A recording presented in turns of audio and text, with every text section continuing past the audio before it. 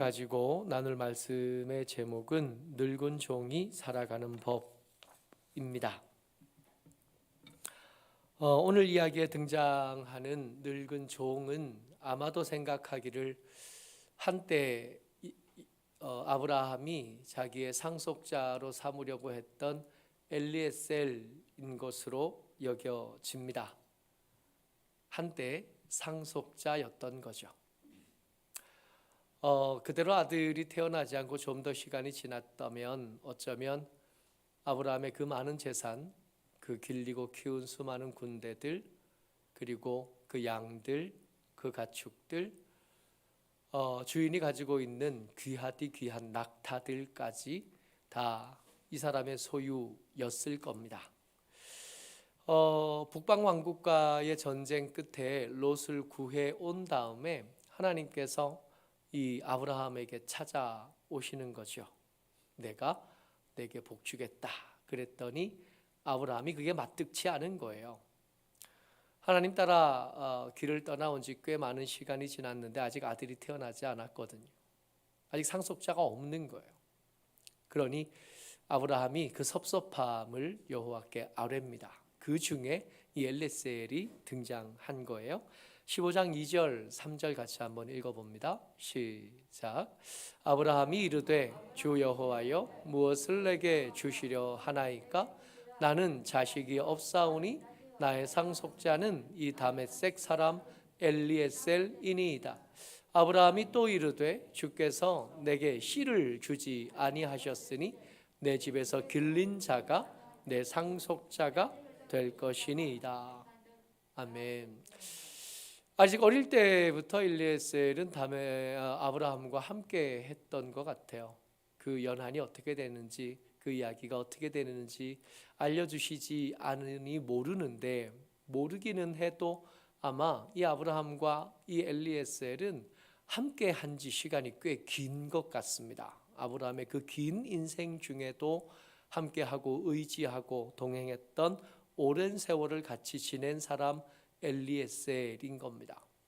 하나님의 은혜로 아들은 태어났고 그 아들이 결혼할 나이가 되었는데 아브라함이 생각하기에 지금 내 주변에 살고 있는 사람들, 내가 동맹을 맺기도 하고 함께 정쟁도 했지만 저들 중에 누구를 데리고 와서 며느리를 삼는 건 마뜩지 않았던 겁니다. 합당하지 않아 보여요. 그래서 이 아들을 위해서 며느리를 구하는 것을 우리 동네에서 말고, 내가 사는 동네 말고 내가 원래 살던 곳, 그곳에서 내 친족 중에서 며느리감을 데리고 오면 좋겠다 생각을 합니다. 그래서 이 엘리에셀에게 부탁을 한 거죠. 아주 거창한 과정을 거치면서 부탁합니다. 이 엘리에셀에게 맡긴 게 이거예요. 내 고향, 내 족속에게로 가서 내 아들 이삭을 위하여 아내를 택하라. 신뢰 관계가 충분히 맺어진 사람, 이 엘리에셀이 주인으로부터 사명 하나를 받아 가진 겁니다. 이 엘리에셀이 이 아브라함의 아들 이삭을 위해서 며느리를 구하는 그 장면을 보면서 우리가 나눌 이야기는 이겁니다. 설교의 제목처럼 어떻게 살아야 잘 사는 거냐. 세상은 점점 더 복잡해져 가고 저마다 옳다 생각하는 것들이 각자 하나씩은 다 있는 것 같은 시대를 우리가 살아갑니다. 개인주의의 극단으로 치달아서 이제는 개인주의라고 말하기는 좀 민망해졌고 이기주의의 그 끝에 달해 있는 것 같아요. 나만 좋으면 되는 거예요. 어떻게 하면 내가 좋은 대로 살까? 어떻게 하면 방해받지 않고 살까? 어떻게 하면 내가 원하는 대로 살 것인가? 이런 것들로 꽉 찬 가치관이 팽배한 세상에서 그렇게 살아도 되겠나 하는 질문들은 우리에게 당연히 있어야 합니다. 어떻게 살아야 잘 사는 겁니까? 그저 그냥 마음이 가는 대로, 마음이 원하는 대로 내 자아를 실현하면서 그렇게 살면 되나요? 내 마음에서 드러나는 생각, 내 마음에서 내 속에 치밀어오는 생각들 중에 밖에 내놔서 모르는 사람들에게 말해도 부끄럽지 않을 만한 생각들 몇 개 없잖아요. 내 속에서 치밀어 오르는 생각들이 하루에 수십 가지, 수백 가지 되는데 이 생각들 중에 이 생각을 그대로 입이 말하고 혀가 소리를 내서 옆 사람에게 말해도 되는 생각들 몇 없잖아요. 될 수 있으면 그거 감춰야 되고, 될 수 있으면 그거 숨겨야 되고, 될 수 있으면 없이 해야 될 생각들이 우리 속에서 훨씬 더 많이 올라오지 않아요? 자아를 실현한다는 말의 허상이 거기에 있지 않습니까? 내가 원하는 대로, 내 마음대로 그렇게 살아가다 보면 어느샌가 내 주위에 아무도 남지 않게 되고 혼자 남다가 혼자 죽어가게 되지 않을까요? 외로워서 죽는 세상 말입니다. 이미 우리에게는 그런 세상이 와 있는 거예요. 그러면 자아 실현 말고 내 속에서 나오는 내 생각대로 사는 거 말고 어떻게 살아야 제대로 살겠는가? 어떻게 살아야 잘 살겠는가? 오늘 이 늙은 종 이야기 나누면서 어떻게 살면 잘 살 수 있겠는지 이것들을 한번 생각해 보려고 합니다. 늙은 성이 살아가는 방법, 첫 번째가 뭐냐 하면 주인의 뜻이 뭔가를 제대로 살피는 겁니다. 맡긴 사명은 이거였어요. 내 고향, 내 친족에게로 가서 이삭을 위하여 그 신부감, 며느리감을 데리고 와라. 이게 맡은 일입니다. 근데 이것을 좀 더 구체적으로 알아야겠다는 생각이 이 지혜로운 늙은 종에게 있었던 겁니다. 25장 5절, 24장 5절인데요. 이게 뭘 쏘는 거예요? 창세기 24장 5절 말씀입니다. 같이 읽어요. 시작. 종이 이르되 여자가 나를 따라 이 땅으로 오려고 하지 아니하거든 내가 주인의 아들을 주인이 나오신 땅으로 인도하여 돌아가리까. 그러니까 중요한 게 내 주인이 이제는 주인이 된 이삭의 아내를 구하는 겁니까? 아니면 더 중요한 다른 가치가 또 있는 겁니까? 하고 물어본 겁니다. 단순히 주인의 아들 며느리를 구하는 것만이라면 좋은 며느리감이 있을 때 여기 사는 걸 포기하고 돌아갈 수도 있습니까? 하고 물어보는 겁니다. 더 중요한 게 뭡니까? 이걸 확인한 거예요. 여러분 잘 살고 싶다면 여러분들 생각하셔야 됩니다. 기준이 뭐냐고요. 우리가 잘 산다고 말할 때 어떤 것을 기준으로 해야 될 것인지를 먼저 정해야 되지 않겠어요? 기준이 나라면 내가 원하는 대로 내 마음이 바라는 대로 하면 될 텐데 내가 원하는 기준 가지고 세상에 적용할 수 있겠냐고요. 세상의 공공과 어울리지 않고 세상의 의견과 맞지 않고 세상과 흐림과 맞지 않고 나 혼자만 풀룩 튀어나와서 살아갈 수 있겠냐고요. 없습니다. 그럴 수 없습니다. 그렇다면 뭔가 기준 하나가 우리 가운데 세워져 있어야 되는데 이 엘리에셀에게 기준은 그의 주인이었던 아브라함이었습니다. 그렇다면 우리는요? 우리가 매번 주님이라고 부르는 아버지 하나님의 말씀이에요. 예수 그리스도의 말씀이셨던 그분이 육신을 입어 우리 가운데 오셨다가 우리 가운데 계시다가 우리를 위해 죽으셨던 그 예수 그리스도께서 우리에게 남기신 성육하신 이 말씀이요.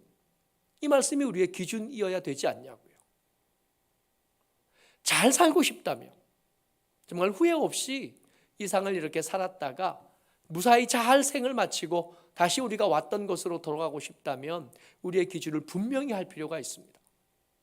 때때마다 우리의 기준을 흐트리는 유혹들이 있을 겁니다. 돈이 더 중요한 기준이다. 명예를 얻는 것이 더 중요한 기준이고 더 높이 올라가는 것이 기준이다. 또 선거철이 다가왔잖아요. 더 많은 표를 얻는 것이 기준이다. 수많은 기준을 우리에게 제시하고 이것이 옳다고 많은 사람들이 이야기할 겁니다. 그런 중에 우리요. 엘리에셀에게는 주인인 아브라함이 있었고 아브라함이 그의 기준이었습니다. 우리는요. 내가 아버지라고 부르는 그분이 우리의 기준이시. 내 주님이신 예수께서 내 기준이 되어야 합니다. 그 기준이 뭔지 우리에게 그 기준을 요구하시는 게 뭔지 분명히 살필 줄 알아야 돼요. 성경을 읽어가는 수밖에 없습니다. 문맹이라는 말을 합니다. 이 문맹이라는 말은 그냥 문자적으로는 뜻으로는 글을 읽을 줄 모른다인데 우리나라에서는 글을 읽을 줄 모르는 분들을 만나기는 쉽지 않은데 글은 읽기는 한데 글을 읽을 줄은 아는데 그 읽은 뜻대로 살지 않는 사람들 너무 많은 거예요. 그래서 어떤 이들은 문맹을 단순히 글을 읽을 줄 안다, 읽을 줄 모른다로 말하지 않고 읽은 말씀대로 살아보려고 하느냐, 그러면 살아가면 문맹이 아닌 거고, 그 읽은 말씀을 내가 분별하고 주체적으로 판단해서 내 살아가는 삶을 책임지는 사람, 이 사람이어야 문맹이 아닌 거다, 그렇게 말하더라고요. 그렇다면 어쩌면 우리는 예수 믿는 사람들, 여러분들과 저는 어쩌면 겉으로는 꽤 많이 배운 사람이요, 꽤 괜찮은 사람, 우아한 사람처럼 보일지 몰라도 그 높은 기준에 비추어 보면 어쩌면 우리는 문맹인지도 모르겠습니다. 성경을 읽고 그것들을 판단하고 분별하고 그것들을 살아내고 내가 살아난 삶에 대해서 책임지고 이래야 문맹이 아닌 거랍니다. 적어도 엘리에셀은 문맹이 아니기 위해서 몸부림친 사람, 그래서 확인하고 또 물어본 겁니다. 주인이 내게 맡기신 사명, 내게 맡기신 일들이 과연 어떤 건지 더 구체적으로 알고 싶고 더 자세히 알고 싶어 했던 사람, 늙은 종이었던 겁니다. 이게 늙은 종이 살아가는 법, 두 번째는 묵묵히 주목하여 지켜본다입니다. 이 아브라함이 말했던 나홀의 성에 도착했습니다. 들어가기 전에 먼저 기도합니다. 내 주인의 하나님 여호와여, 나로 알게 하십시오. 좀 있으면 저녁 때가 됐으니 물길로 올 텐데 그 젊은 여자들 중에 제가 한 명에게 내게 물 좀 달라 하겠습니다. 근데 그 여자 중에 어떤 사람이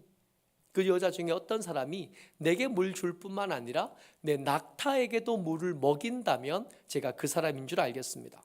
그리고 한 사람이 왔어요. 와서 말한 거죠. 나 물 좀 달라 그랬더니 이 여자가 이 아브라함에게 물을 줄 뿐만 아니라 낙타에게도 물을 주겠다 그래요. 이 낙타가 10마리입니다. 이 낙타 한 마리가 여행을 지금 막 마친 거잖아요. 그 먼 길을 걸어서 며칠을 걸어서 나홀의 성에 도착했고 그 우물에 무릎 꿇려 낙타가 앉아 있는 겁니다. 이 긴 여행 끝에 아마 낙타는 그 속에 저장했던 물들을 거의 소비했을 거고, 거의 소비한 낙타들은 이제 물을 먹는데 그때부터 낙타들은 전투적으로 먹어요. 이렇게 물을 먹을 때 낙타는 한 번에 100리터에서 200리터 정도의 물을 10분 안에 먹는답니다. 그러니까 10마리가요. 100리터씩만 계산해도 1000리터를 길러야 되는 거예요. 20kg짜리 식용유, 간장 다 20kg거든요. 이거 한 말이잖아요. 그걸로 100개.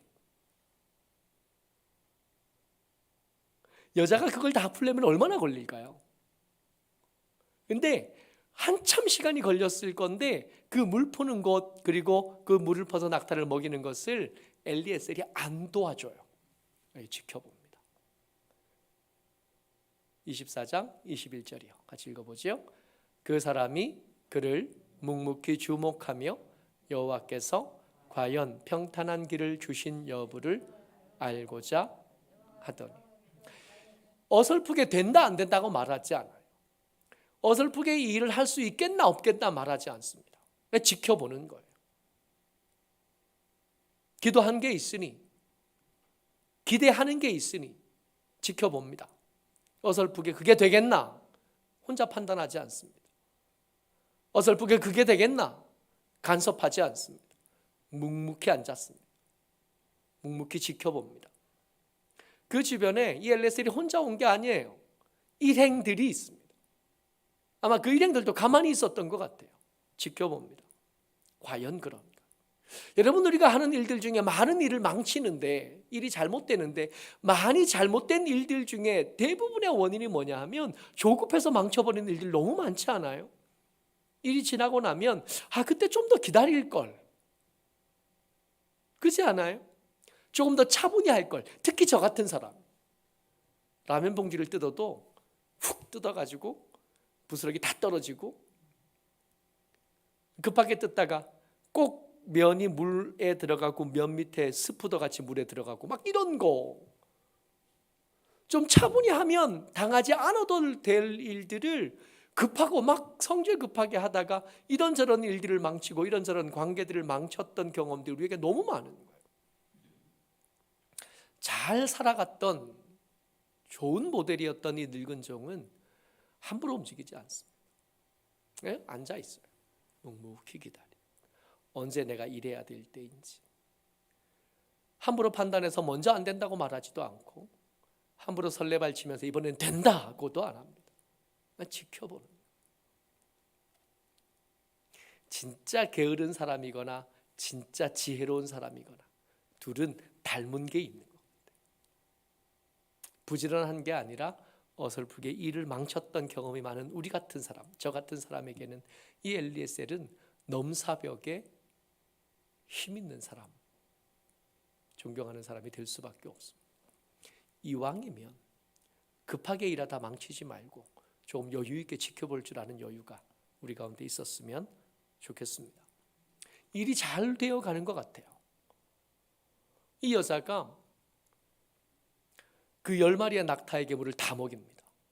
그래서 물어봐요. 너 누구의 딸이냐 그랬더니 아브라함의 동생, 둘째 동생은 죽었고요. 막내 동생 나홀의 아들이 있는데 부두엘이에요. 그 부두엘의 딸이랍니다. 조카 딸이에요. 하나님이 인통하심, 하나님의 형통하게 하심. 하나님의 형통하게 하심이지만 모든 일이 그렇지 않아요? 계속해서 좋은 일만 생기나요? 일을 하다 보면 항상 문제 있는 사람들이 만나게 되고 문제 있는 일들을 만나게 되기 마련이거든요. 이 리브가가 드디어 알게 된 이름 이 리브가가 쫓아가서 자기 오라버니를 데리고 옵니다. 근데 이 오라버니가 라반이잖아요. 나중에 야곱이 라반의 집에 가서 그렇게 직사게 고생하게 되는 그 사람. 24장 30절 라반이 와서 말합니다. 같이요. 시작. 그의 누이의 코걸이와 그 손의 손목걸이를 보고 또 그의 누이 리브가가 그 사람이 자기에게 이같이 말하더라 함을 듣고 그 사람에게 나아감이라. 그때 그가 우물가 낙타 곁에 서 있더라. 이 라반이 이 소식을 듣고 뛰어왔어요. 뛰어와서 이게 보니까 제일 눈에 먼저 보이는 게 누구예요? 엘리에셀이 아니에요. 뭐부터 보여요? 그 누이가 전에 없던 금부치를 손에 한 쌍 이렇게 금팔찌를 하나 메고 코에 코골이 금 코골이도 하나 메고 있어요. 게다가 그 옆에 낙타 10마리가 꿇어앉아 있습니다. 여러분, 이 중동 지방에 낙타가 가축으로 상용되기 시작한 것은 서기 1200년대쯤이래요. 아브라함이 그 동네 살았던 때가 서기 1550년에서 서기 2000년 사이쯤입니다. 그러니까 시기가 안 맞아요. 무슨 뜻이냐면 아브라함이 그리고 이 엘리에셀이 낙타를 데리고 그 먼 길을 갈 때 이 낙타는 그 동네에서 그 사람들만 가진 거란 뜻입니다. 낙타가 상용되지 않았어요. 낙타는 정말 특별한 동물이고 엄청난 권력자이거나 엄청난 부자가 아니면 감히 가지고 있을 수 없는 것, 그게 낙타였던 겁니다. 그야말로 부유함의 상징인 거예요. 이 낙타를 소유한 거예요. 무슨 뜻이에요? 부자다. 이 엘리에셀은 부자다. 그 뒤에 말씀을 제가 써놓지는 않았는데 이렇게 살펴보면 31절 32절에 보면 라반이 이르되 여호와께 복을 받은 자여 들어오소서 어찌 밖에 있나이까 내가 방과 낙타의 처소를 준비하였나이다. 32절에 보면 그 사람이 그 집으로 들어가면 라반이 낙타의 짐을 부리고 집과 사료를 낙타에게 주고 그 사람의 발과 그 동행자들의 발을 씻을 물을 주고. 뭐가 먼저예요? 낙타가 먼저예요. 이 라반이 말하는 여호와께 복을 받은 자여의 복은 부자란 뜻입니다. 이것만 보여요. 이 라반에게 잘못당하면 그 가진 것 훅 하고 없어질 수 있을 만큼 간교한 사람이고 약삭 빠른 사람입니다. 이 사람에게 잘못 걸리면 그 가진 것, 그 있는 것 다 뺏기고도 남을 만한 사람이 라반인 거예요. 나중에 야곱과 지내는 이야기들을 들어보면 계속 그 이삭을 품삯을 바꾸고 어떻게 해도 안 되고 안 달라던 그 사람을 기억하면 이 사람은 그런 사람입니다. 여러분, 여호와께서 우리의 일들을 형통하게 하실 때 형통만 있느냐? 그렇지 않아요. 악한 것들이 우리의 발걸음을 방해하고 없던 함정들이 생기고 돌부리들이 생길 겁니다. 그때요, 이걸 좀 미리 알고 좋은 일만 생기지 않는구나, 힘든 일도 생기겠지, 어떻게 매번 좋은 일만 생기겠나, 방해하는 세력도 있겠지, 이거 염두에 두고 정신 차리지 않으면 언제든 우리는 그 형통한 중에도 넘어질 수 있고 형통한 중에도 엉뚱한 실수로 일을 망쳐버릴 가능성은 얼마든지 있는 겁니다. 엘리에셀은 잘 산 사람입니다. 이 잘 산 사람 엘리에셀이 그의 일이 잘 되어갑니다. 함정에도 빠지지 않고 주의합니다.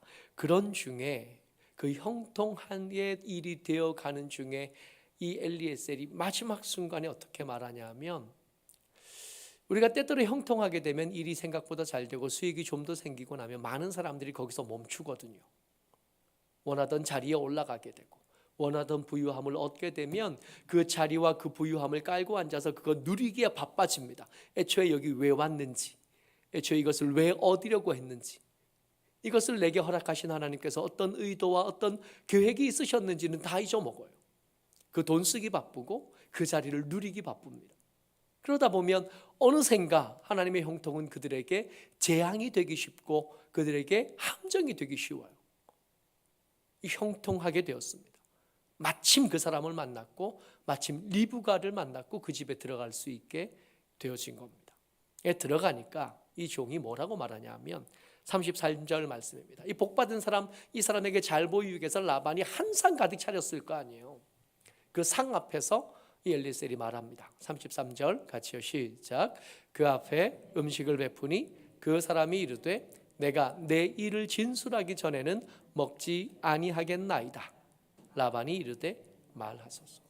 먹는 게 먼저가 아니고, 내가 여기 왜 왔는지, 내 주인이 누군지, 그 주인이 내게 맡긴 일이 뭔지부터 말하고 싶은 거예요.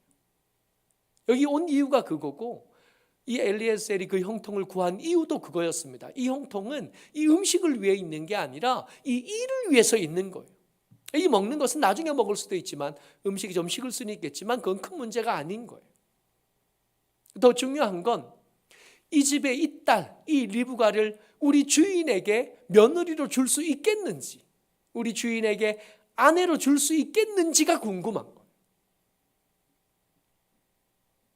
라반이 그 사실 얘기를 다 듣고 나서는 말릴 수가 없죠. 그렇게 하겠다. 엘리에셀이 그래서 그 음식을 먹고 하룻밤을 잡니다. 다음날 아침이 돼요. 다음날 아침이 되니까 이 종이 돌아가겠대요. 지금 뭐 하려고 그러는 거예요? 혼사를 치르려는 거잖아요. 이 리브가는 지금 실제로 이 엘리에셀과 함께 아브라함의 집 이삭을 만나러 간 뒤에 한 번도 친정으로 돌아오지 못합니다. 가면 다시 돌아오지 못하는 길을 가는 거예요. 그렇게 왕래가 쉬운 거리도 아니에요.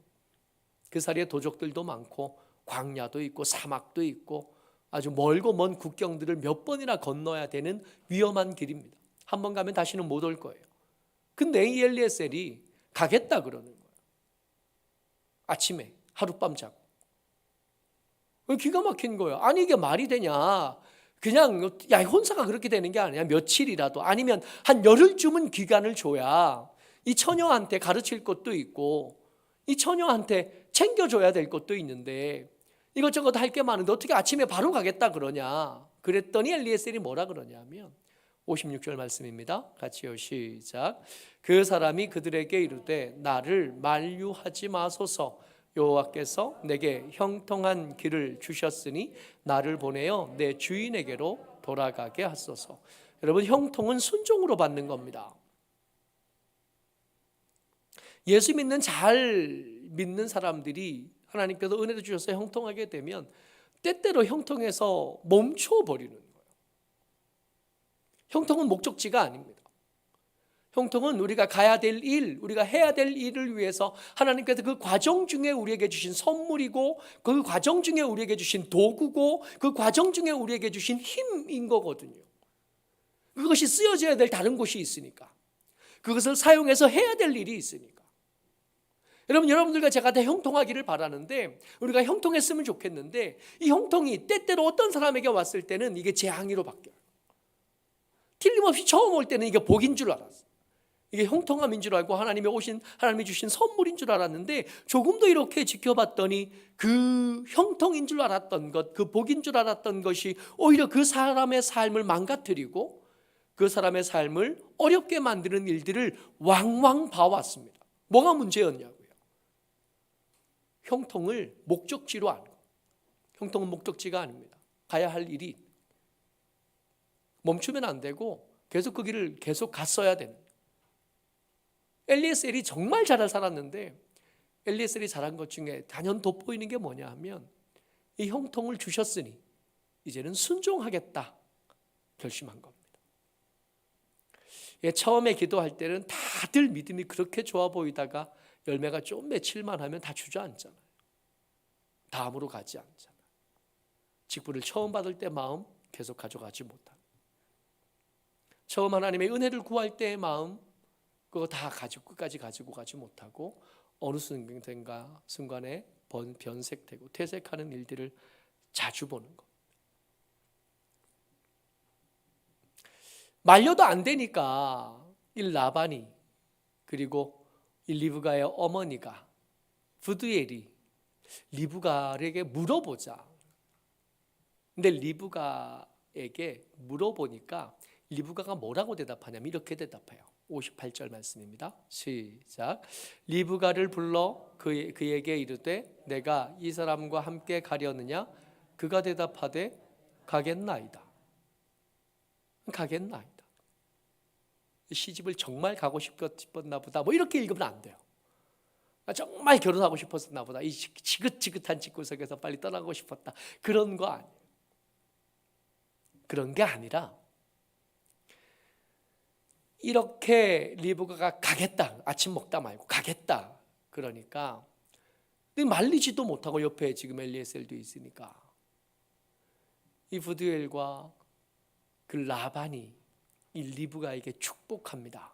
뭐라고 축복하냐면 60절 말씀이요. 이게 정말 중요해요. 같이 읽어요. 시작. 리브가에게 축복하여 이르되 우리 누이여 너는 천만인의 어머니가 될지어다.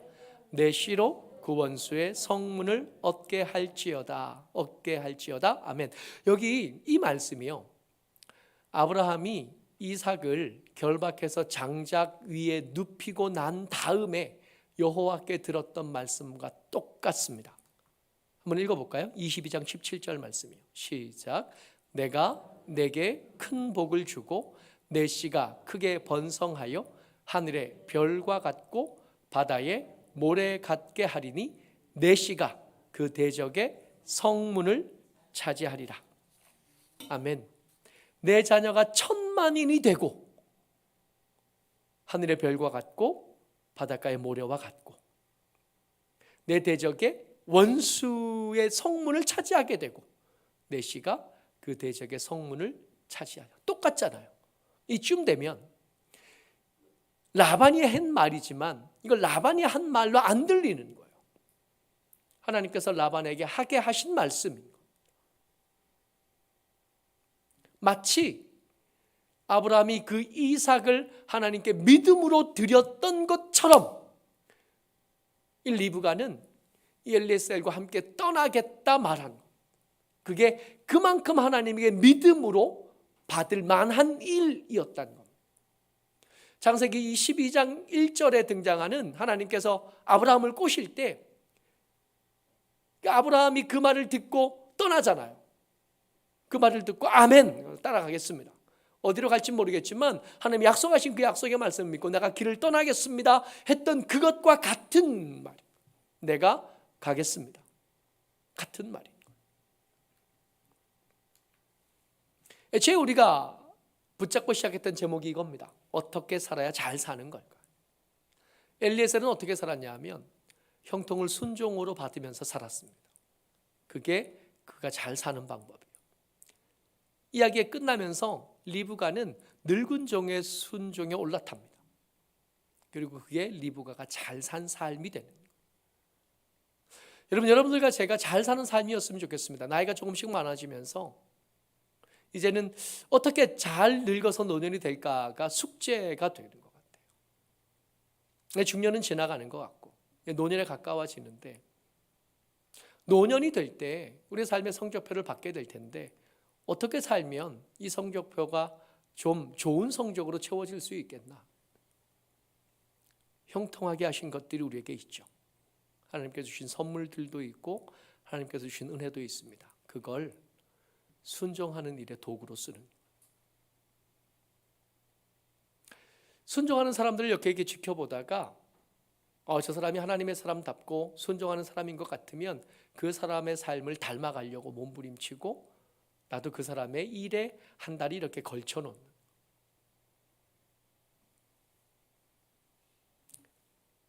리브가가 잘 산 방법, 늙은 종이 잘 살아간 방법. 모쪼록 저와 여러분들 주의 은혜 가운데 잘 살았으면 좋겠어요. 그래서 우리의 이야기들을 우리 딸들이 할 때, 우리의 이야기들을 우리 아들들이 할 때 우리가 부끄럽지 않은 부모고 자랑스럽고 당당하게 말할 수 있는 그런 좋은 부모, 좋은 믿음의 사람 되시기를 주의 이름으로 축복합니다. 아멘.